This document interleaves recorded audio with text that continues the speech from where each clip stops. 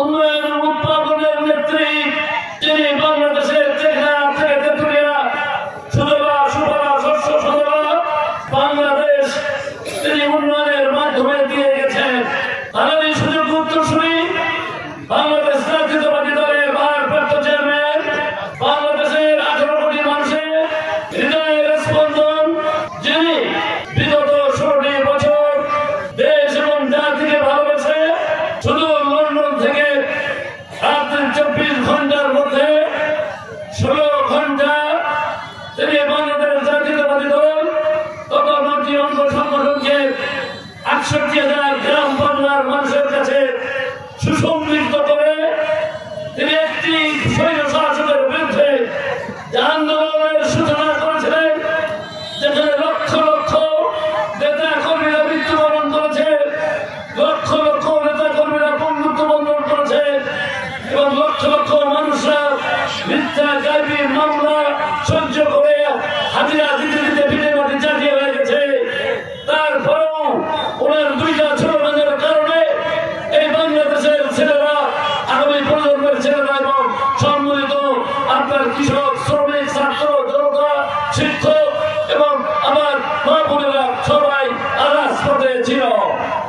তিনি বলেছিলেন বাংলাদেশ যাবে কোন পথে? ফয়সালা হবে রাজপথে। রাজপথেই ফয়সালা হয়েছে। তিনি স্বপ্নদ্রষ্টা। তিনি বলেছিলেন যদি পাপ হয় তাহলে তোমরা শেষ, যদি রুখে দাঁড়াও তোমরা পাবে বাংলাদেশ। আমরা বাংলাদেশ পেয়েছি। তিনি বলেছিলেন যে আমি এবং আমার এই কোটি কোটি বাংলাদেশের জাতীয়তাবাদী দল এবং তার অন্য সহযোগী সংগঠনের নেতৃবৃন্দ আমরা আত্মাহুতি দিচ্ছি, আন্দোলন করছি রাষ্ট্রীয় ক্ষমতায় যাওয়ার জন্য নয়, বাংলাদেশের মানুষের গণতান্ত্রিক অধিকার, ভোটের অধিকার, অর্থনৈতিক অধিকারকে ফিরিয়ে দেওয়ার জন্য। আপনারা শুনেছেন 17টা ইউনিয়নের 17টা ইউনিয়ন কমপ্লেক্স করে দিয়েছিলাম, সমস্ত কল সেন্টার থেকে কল সেন্টার পর্যন্ত রাস্তা করে দিয়েছিলাম, আপনার প্রত্যেকটা 12টা বিওপি কানেক্টিং পিসি রাস্তা করে দিয়েছিলাম এবং আপনার উপজেলা থেকে উপজেলা, ইউনিয়ন থেকে ইউনিয়ন রাস্তা করে দিয়েছিলাম। কালীগঞ্জ থেকে আশাশুনি RD-25 যে রাস্তা, এটা আমার করা। পারুলিয়া থেকে আশাশুনি RD-25 রাস্তা আমার করা।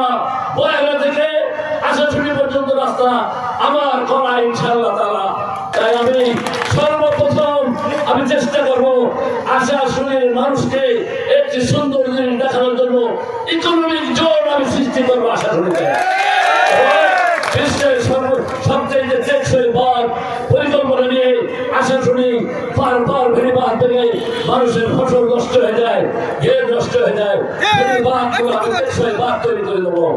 এবং শুধু নয়, সুপেয় পানি আবার সম্মিলিত হিন্দু, বৌদ্ধ, মুসলমান, খ্রিস্টানদের প্রত্যেকটি এলাকায় ঘুরে ঘুরে যেখানে সুপেয় পানির সমস্যা আছে সুপেয় পানির ব্যবস্থা করবো এবং আমি পানি নিষ্কাশনের জন্য সুন্দর পরিকল্পিত ড্রেনের ব্যবস্থা করবো এবং আশাশুনি উপজেলা আমাকে মনে হয়েছে অপরিকল্পিত একটি শহর, এই শহরকে পরিকল্পনার মধ্যে এনে একটি পরিকল্পিত শহরে রূপান্তরিত এবং আমি আপনারা দেখেছেন অনেকে বলে অনেক নেতা আছে বিএনপি এবং অন্যান্য দলে 18 বছর 20 বছর তারা আশাশুনি আসার কথা ছিল, কিন্তু তারা ঘরে ঘরে যায় না। ইতিমধ্যেই আমি ইনশাআল্লাহ তারা 1 মাসের মধ্যেই আপনার 30 বছরের কতটা আমি মানুষের কাছে গিয়েছি, মানুষের সুখ দুঃখের কথা শুনেছি। দুঃখ লাগে, কষ্ট লাগে। এত বড় একটা উন্নয়ন ছিল উপজেলা, রাস্তা নাই, রাস্তা নাই, রাস্তা নাই, যেখানে যাই দেখি রাস্তা নাই। তাই আমি বলবো ইনশাআল্লাহ তাআলা আমি নির্বাচিত হওয়ার পরে প্রথম বছরে 1 বছরের মধ্যে আমি সমস্ত রাস্তাকে পিচ ঢালা করবো,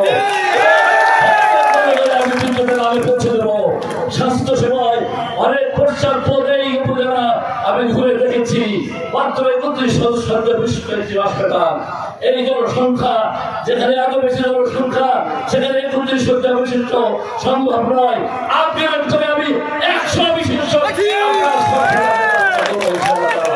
এবং শুধু আমাদের নেতা জনাব তারেক রহমান, তিনি গতবার মিটিংয়ে বলে গিয়েছেন সেদিনকে আমাদের নেতা হাবিবুল ইসলাম হাবিবের তরফ সভায় বক্তব্য দিয়েছেন তিনি সেখানে, কিন্তু বলেছেন আমাদের কথা বাসির কথা।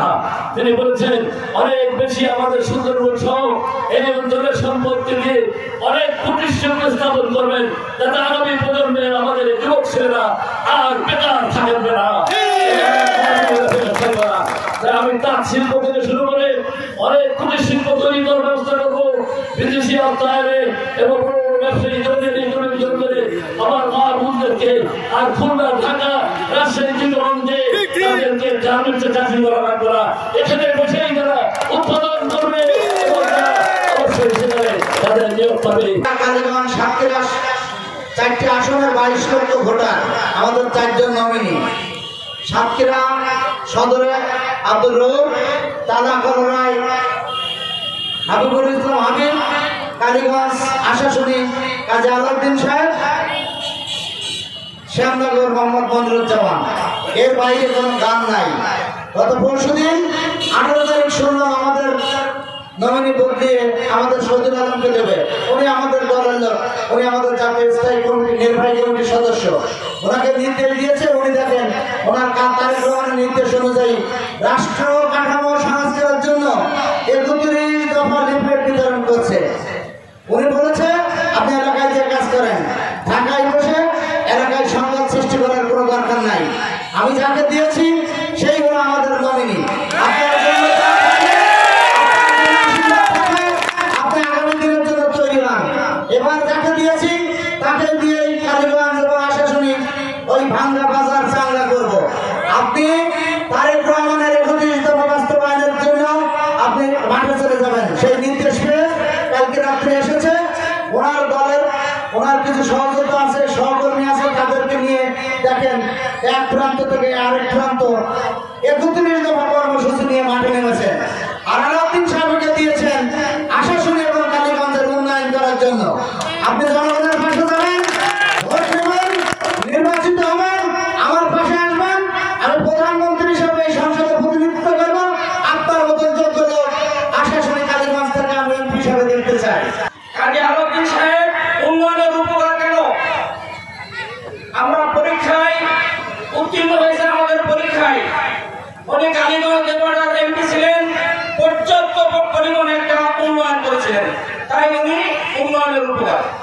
এবং 2000 সালে বন্যার সময় আপনারা জানেন কালীগঞ্জ সাতক্ষীরা রাস্তার ধারে বানভাসী মানুষের থাকার জায়গা, খাওয়ার ব্যবস্থা করেছিলেন। এই জন্য তিনি বানভাসীদের বন্ধু। এবং আমি আপনাদের বলতে চাই, আমি একটা কথা বলবো, উনি যেবার এমপি হয়েছিলেন আমি সেবার চেয়ারম্যান হয়েছিলাম। আমার ইউনিয়নে এমন কাজ দিয়েছিল, সেই কাজের উন্নয়ন দেখাবার কারণে আমার ইউনিয়ন থেকে আমি 3 দিন পর চেয়ারম্যান হয়েছিলাম। আপনারা জানেন যে ইসলাম নিয়ে কিন্তু ভণ্ডামি করা যায় না। যেহেতু কওমি মাদ্রাসার শিক্ষকদেরকে, ছাত্রদেরকে মাদ্রাসা থেকে বের করে দিয়েছে, আমরা বলতে চাই এই দেশে কোন ইসলামকে নিয়ে ভণ্ডামি করা চলবে না। ইসলামকে নিয়ে যারা ভণ্ডামি করছে, 71-এর চেতনাকে যারা 15 বছর পুঁজি করে বাংলার মাটিতে যারা লালন পালন করছে, আজকে তারা কোথায়? তারা আজকে ওই দিল্লির মাটিতে অবস্থান করছে। এই জন্য আপনাদেরকে বলবো, আপনারা বিএনপির ভারপ্রাপ্ত চেয়ারম্যান জনাব তারেক রহমান, যাকে নমিনি হিসাবে সাতক্ষীরা 3 আশাশুনি কালীগঞ্জের মানুষের হাতে ধানের শীষের প্রতীক উঠিয়ে দিয়েছেন। আমরা চাইব আগামী দিন এই আনুলিয়ার থেকে আজকের শুরু হলো, তার ধানের শীষের বিজয়ের শুরু হলো। কারণ এর আগে অনেকে একজন যত বিধাতন্ত্র না বলে আমরা তো ধানের শীষের বাইরে কেউ যেতে পারবো না। তাই আমি অনুরোধ করি আমাদের বিধাতন্ত্র ভুলে দিয়ে সব এক হয়ে আমরা ধানের শীষের কাজ করি। কারণ এই ধানের শীষ দীর্ঘদিন আমরা পাইনি, জোটের কারণে আমরা পাইনি, আওয়ামী লীগের কারণে পাইনি। এই এক মালিকের কাছে এই নতুন ধানের শীষ ভোট দেওয়ার সুযোগ। এখান থেকে জাতীয়তাবাদের স্লোগান আমরা